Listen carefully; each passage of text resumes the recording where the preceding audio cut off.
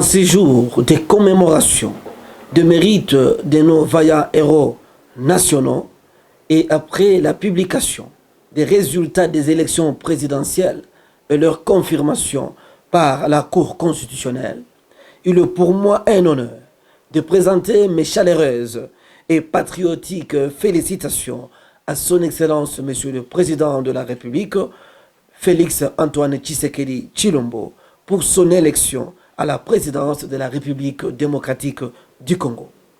Ma base électorale, Envie de Goma, qui a voté massivement pour le numéro 20, est très engagée à vous accompagner dans la consolidation des acquis du premier mandat et à relever le nouveau défi.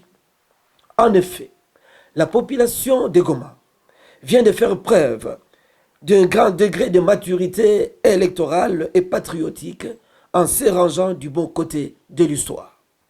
Le passé récent de l'Est de la République démocratique du Congo renseigne sans doute que le période critique ou le moment de crise complexe forge des hommes forts et des femmes fortes. Excellence, Monsieur le Président de la République, vous êtes cet homme fort. Et votre épouse, Madame Denise Nyakeru, est cette femme forte et très dynamique.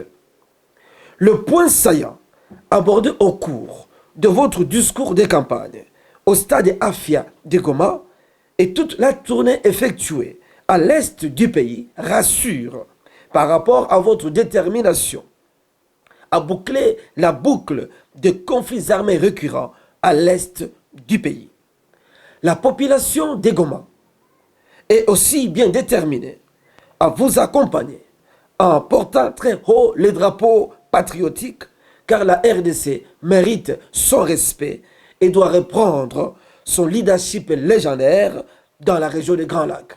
Par voie de conséquence, la dynamique pour le leadership du professeur Kennedy Kihangi Bindu considère à titre de préalable prioritaire le point ci-après. 1. Le rétablissement de la paix et la sécurité à l'est de la République démocratique du Congo partant d'une approche communautaire. 2. La restauration de l'autorité de l'État et la participation de toutes les communautés à la gestion de la province du Nord Kivu. 3. Le renforcement de la cohésion sociale au niveau communautaire et la prise en compte des besoins imminents de toutes les catégories de vulnérables victimes de conflits armés à l'est de la République démocratique du Congo. 4.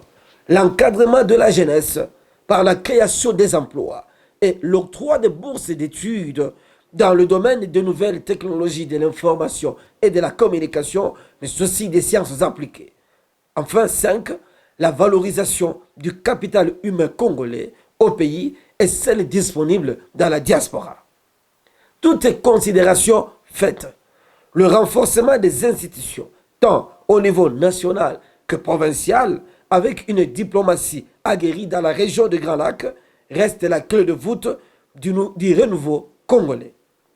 Avant de clore ce point, la dynamique pour le leadership du professeur Kennedy Kihangi Bindu tient à saluer le travail combien exceptionnel et félicite le ministre d'État, ministre des hydrocarbures honoraires, M. Rubens Mikindo Muhima, pour son élection à la députation nationale en territoire du Walikale et pour la mobilisation de toute la base électorale à Walikale qui a voté à plus de 90% pour le numéro 20.